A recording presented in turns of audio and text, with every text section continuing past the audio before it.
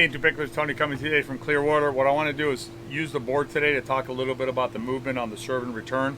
What I want to focus on today is the movement by the return team after hitting the return to serve. So let's get into it. It's a fairly common error that I see out there where the returner in this situation doesn't make it all the way up. What happens, a couple different sort of variations of that. One is this player simply doesn't move. So this player hits a return and just stays back. That's the easiest one to fix. This player just needs to learn to move up on that situation.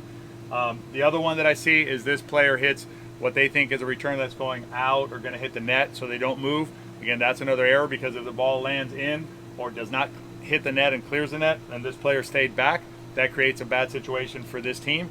The other error, which is also pretty common, is this player moves in and stops around here, not making it all the way up to the no volley zone. What happens there is it allows this team to potentially take the line, to take the no volley zone line before this player can make it up, creating a situation again where this team has the advantage and this team is at a disadvantage that it shouldn't be in, because the rules allow this team to be here pinning this team back.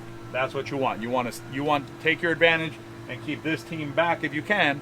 Worst case scenario, they move up here with a nice third shot and you're up in the no volley zone in a 50-50 point, not back here in a less than 50-50 point. We've talked about this before on some other videos, but it's a super important concept to understand, which is that the rules of pickleball create a situation where the return team here has the positional advantage at the beginning of the point. What happens is the return team has two players back in a defensive position, the return team has one player up in an offensive position and one player in a defensive position.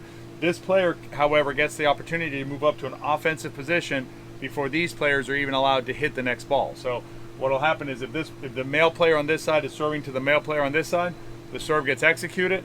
This player, right after this player executes a return, this player needs to move immediately up to the kitchen or up to the no volley zone line in order to take advantage of the positional advantage that the rules give this team. If this player does not make it up to the no volley zone and allows these two players on the serving team to move up like this position, now the serving team has a positional advantage, and because of the rules of the game, the serving team can score a point. So this is a really disastrous situation for the return team not to have the positional advantage and to give that up to the serving team. At most, what you want to allow as the return team is for you and your partner to be at the no volley zone, the serve team to be at the no volley zone at the same time, in basically a 50-50 situation. What you don't want to do is allow the serve team to be up the no volley zone line and you not to be at the no volley zone line, because that's not a 50-50. In this arrangement, if you have equally matched teams, this team has the advantage and is more likely to win the point. And again, because of the serve team, they get to score a point in that scenario. Recently, I've been noticing a lot of players, new players coming into the game from tennis and other backgrounds, that are returning balls, and they're hitting their balls really hard. In other words, they're blistering their balls in.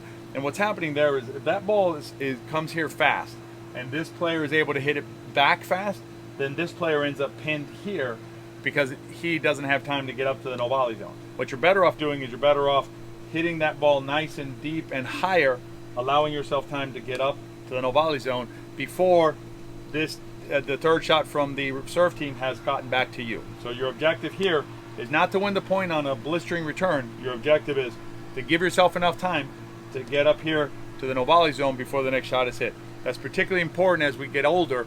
We get slower, we maybe have some knee pain or something like that. We need a little extra time. If you have to moonball your return really high to buy yourself time, hit it here, hit it high, but get yourself up here before that third shot gets back across to you and you have to hit your fourth shot.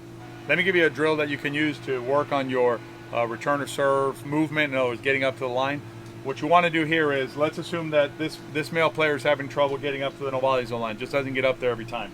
What he would do is his drilling partner would serve the ball. As soon as this player hits the ball, this player would run forward. This player's objective is to hit the ball in the air before it lands, no matter where it is. So even if that requires this person to come into the kitchen, doesn't matter for purposes of this drill.